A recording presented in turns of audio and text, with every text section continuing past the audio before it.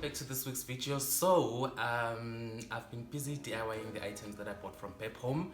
So this is the second video where I transform the items that I bought from PEP HOME. Please remember to subscribe, tell your friends to tell their friends that we're doing DIYs on the cheap side. And welcome to all my new subscribers. Thank you so much for subscribing to my channel. Really means a lot to me. Thank you.